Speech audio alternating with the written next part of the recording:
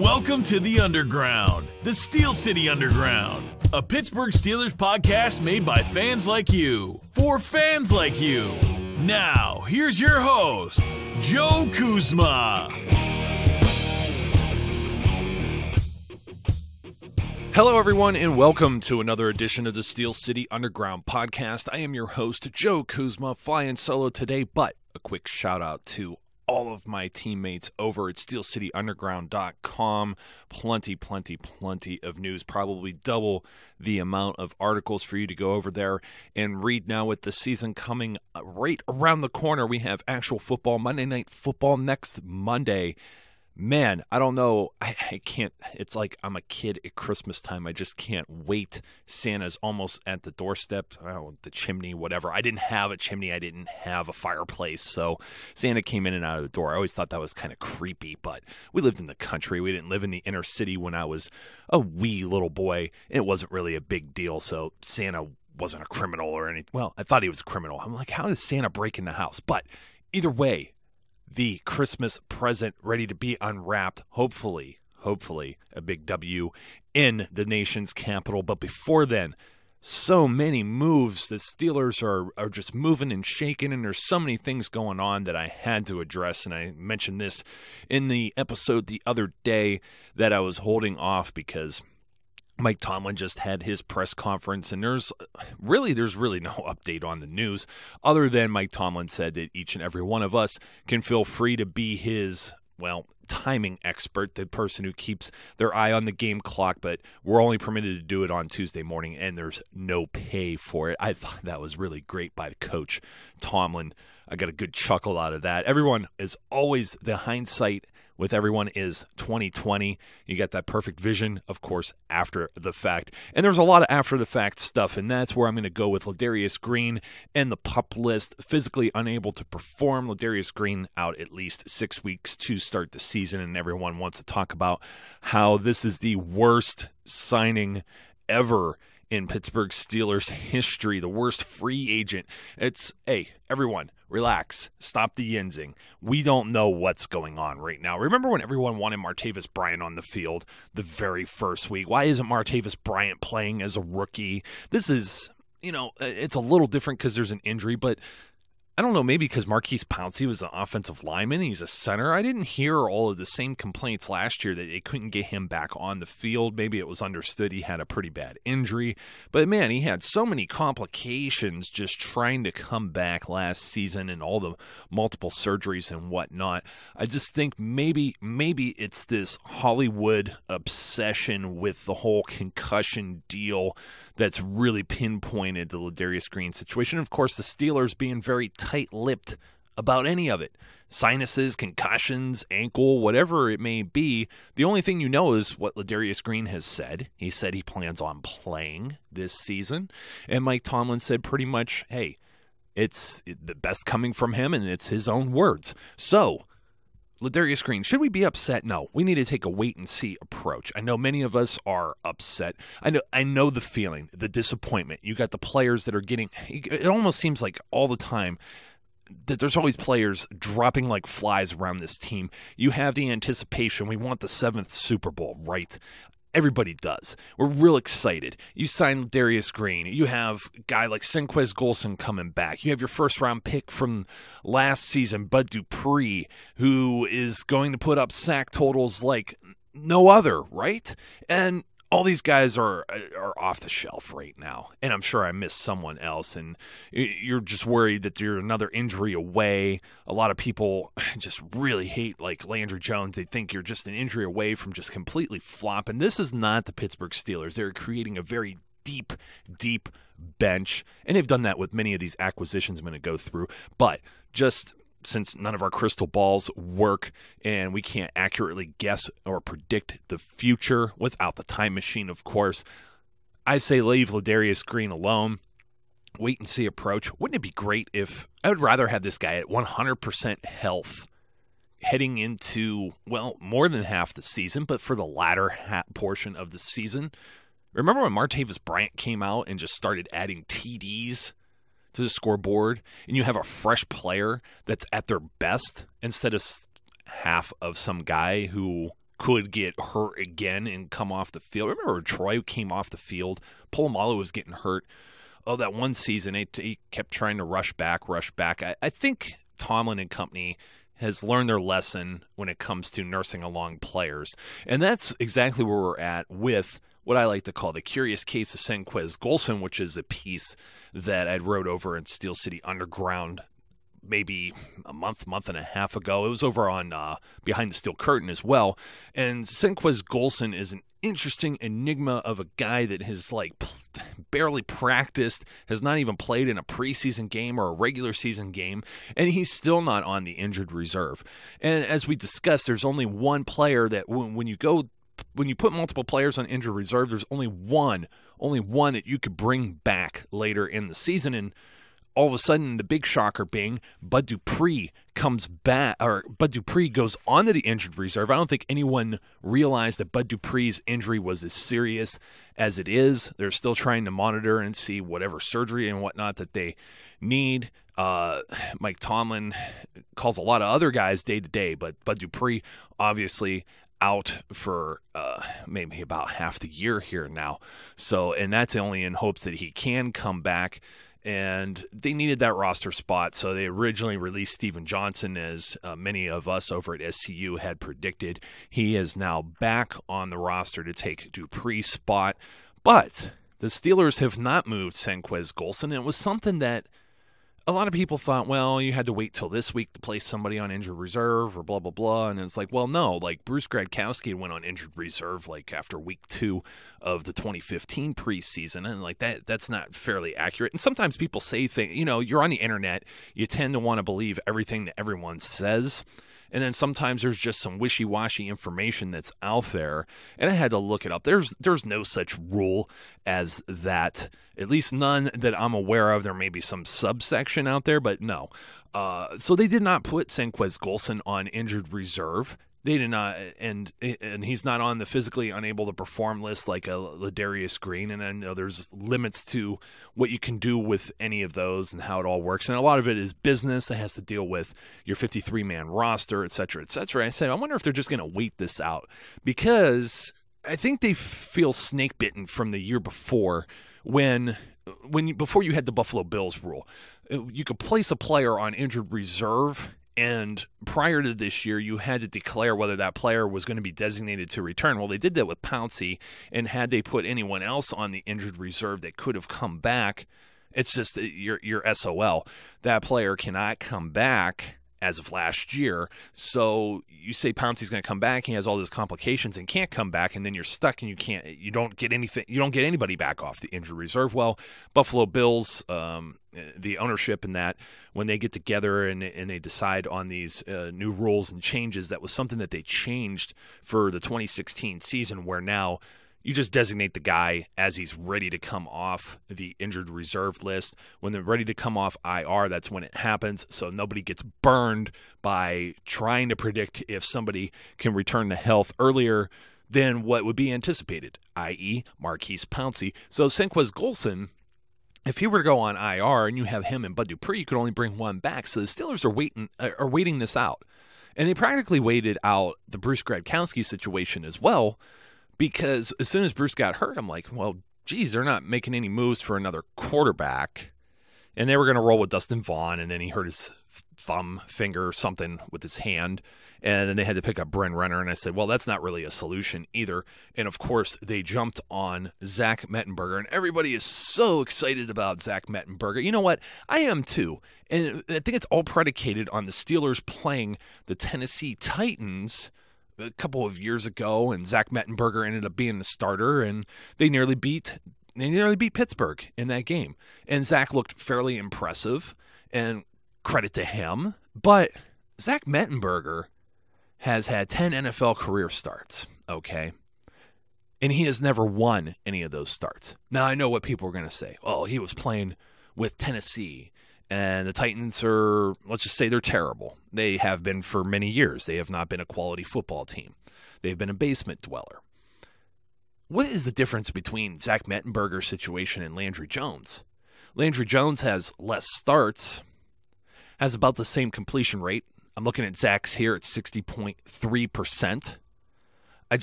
I don't see it. He has 12 touchdowns to 14 interceptions in his career.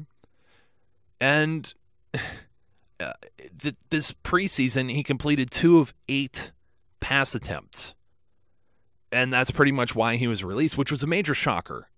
Myself and Eric, and we may have talked about this the last time when we were together on this show, and we were talking about all of the different, maybe the various, Eric had an article about the various quarterbacks the Steelers could target, guys who could be released after following camp. Some of those came to fruition. I think Austin Davis was on the list. Aaron Murray was on the list. Actually, maybe Aaron Murray. One of those guys got hurt, actually, that was on the list that we had. But Zach Mettenberger, it was discussed. We have all these little side conversations that people don't see. This Steel City Underground thing is, when we talk about being fans like you, we really are. We're talking about the Steelers 24/7. I swear, I'll get up in the morning and I have messages, instant messages or text messages or whatever from like 3 in the morning. And of course, my phone's on Do Not Disturb, so these guys, these overzealous people that are night owls or in a different time zone, as be the case with Terry, don't wake me up. But talking Steelers all the time, end up responding to this. Zach Mettenberger. I said, you know what, that's a quality clipboard holder, because that's all the more I want to see from him right now. Without the camp, we saw what happened with Michael Vick without a camp. Michael Vick, of course, maybe not a very good quarterback, especially at this stage of the game, his age, etc. I'll give you that benefit of the doubt, too. I'm tired of beating a dead horse on the quarterback thing, but I just don't see how Zach Mettenberger is. Many people think he's going to be the backup. A lot of people thought he was going to play in Carolina last week. He wasn't even. What did the trade happen like on Wednesday and the game was on Thursday? He wasn't even in the city, but he's working out.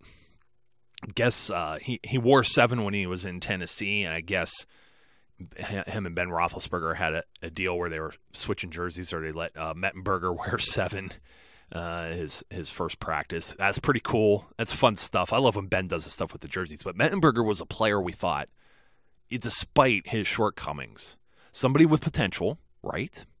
But we never thought he was going to be available, because Ken Wisenhunt, who was responsible, that was the only quarterback he took, the first quarterback he took.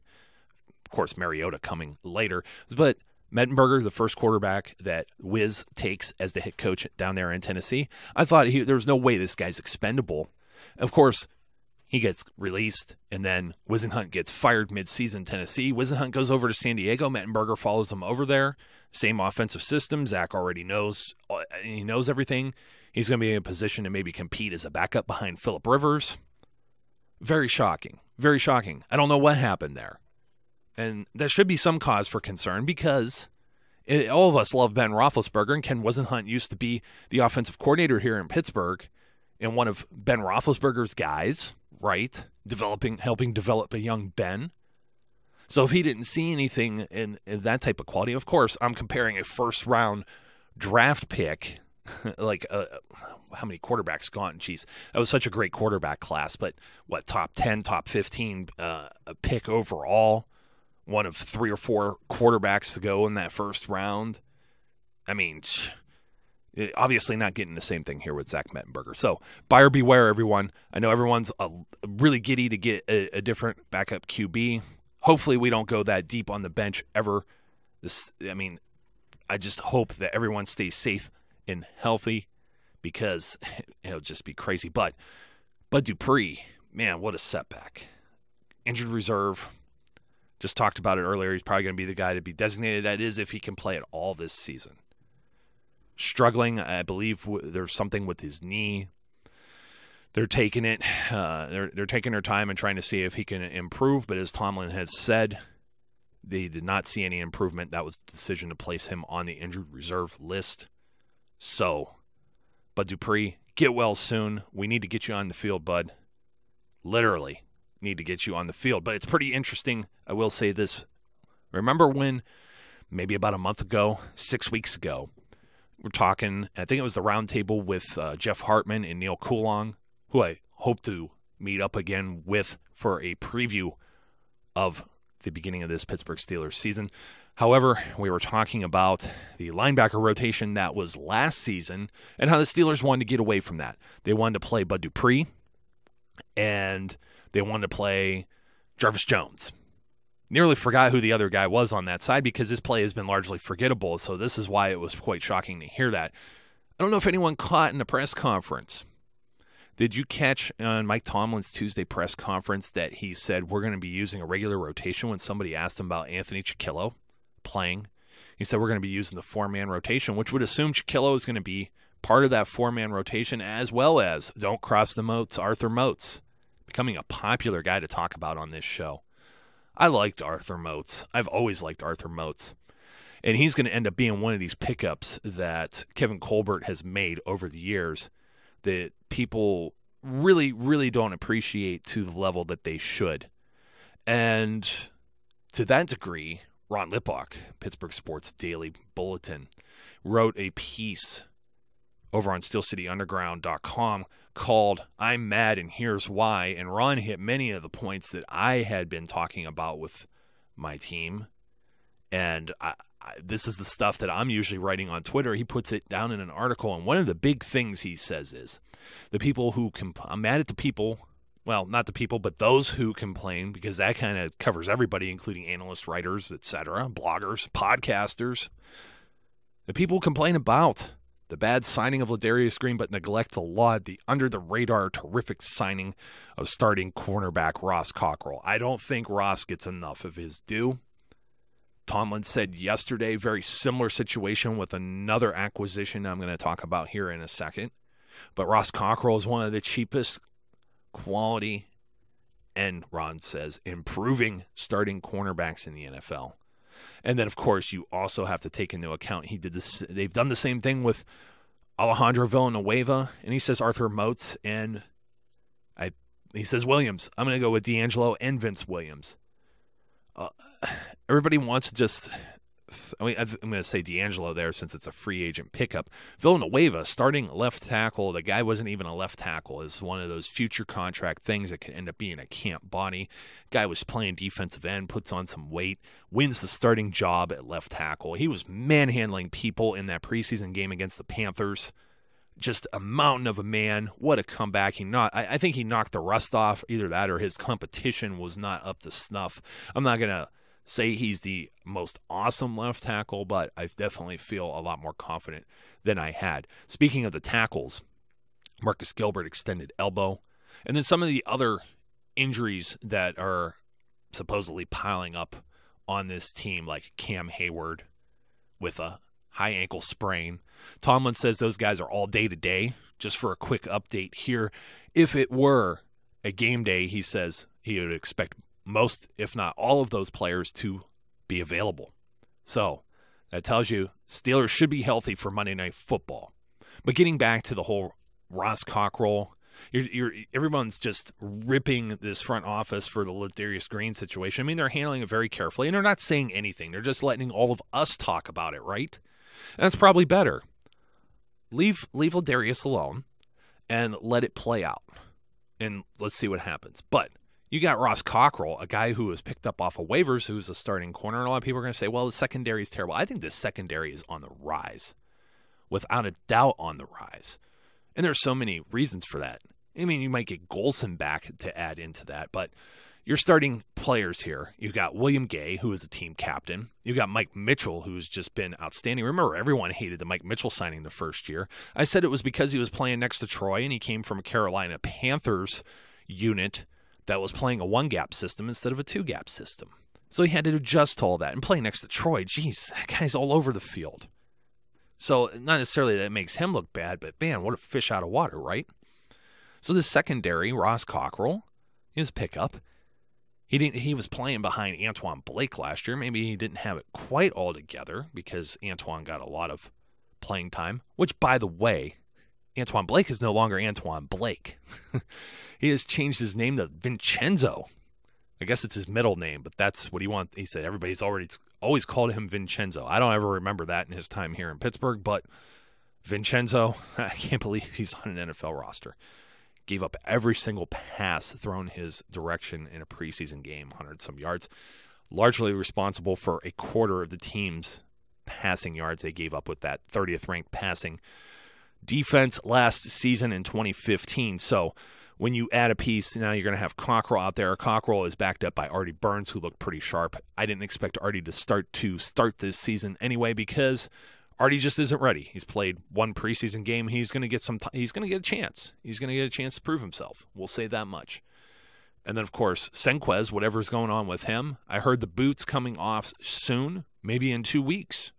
So we have a little bit, like a half a week to Monday Night Football. We could be week 3, and Golson could potentially be practicing or doing some light workouts.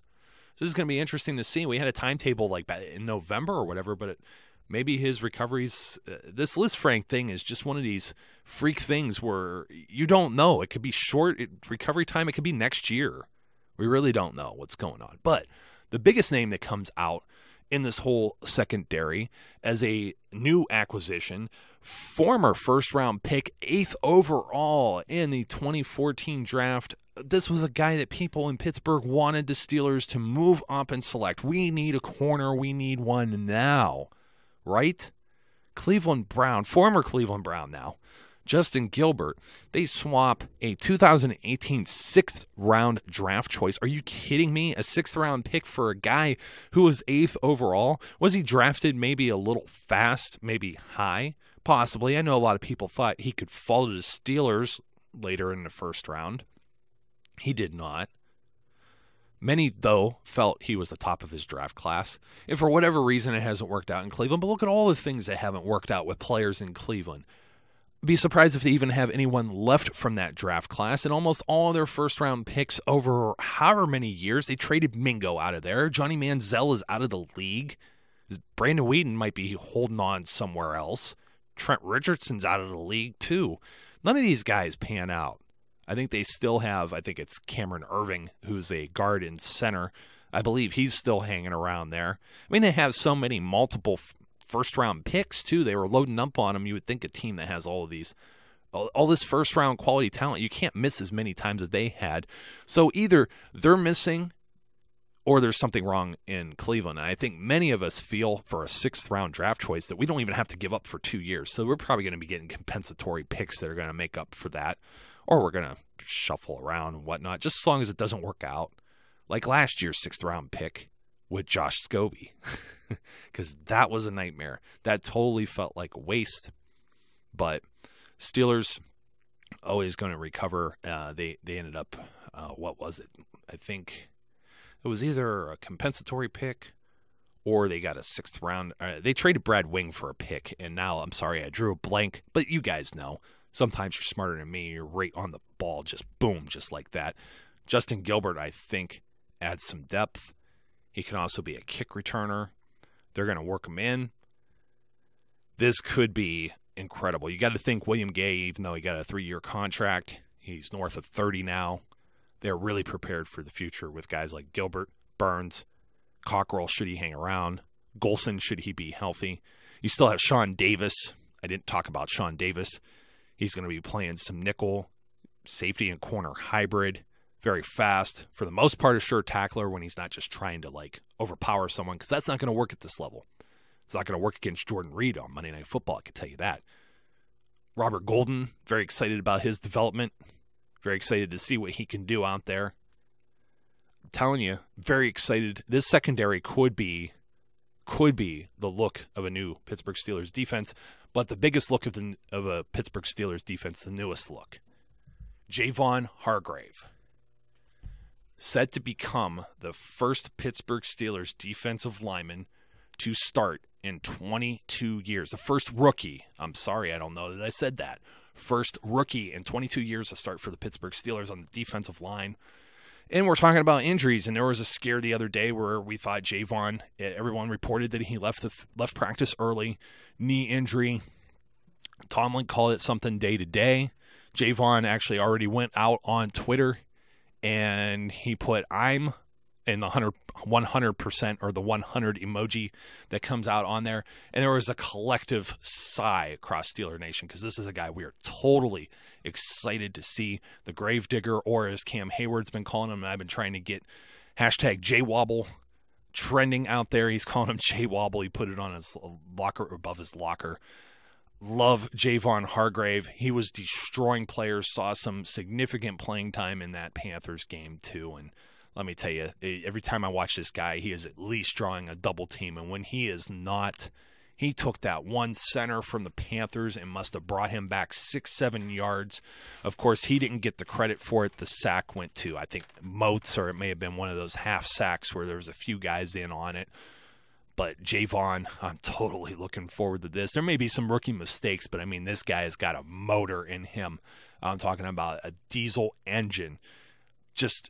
I'm trying to contain my excitement, and I'm going to wait until the next episode of the Steel City Underground Podcast to talk about the upcoming matchup with the Steelers and the Washington Redskins for Monday Night Football. Ladies and gentlemen, it has been a great preseason. Thank you once again for, tuning in and being a great listener. Looking forward to some comments. And don't forget, I could still use some more ratings and reviews on iTunes. If you need some help with that, just shoot me a message on Facebook or Twitter, because it is such a wonky process to do, especially if you have an iPhone or an iPad. It's not as easy as just popping on iTunes on your PC or Mac. So as you could tell, I'm a tech guy. I am all over the place, but I don't want to get all over the place anymore today. We had a lot to talk about. Glad to catch up with you once again. Until next time, be safe, be good, and I will catch you later.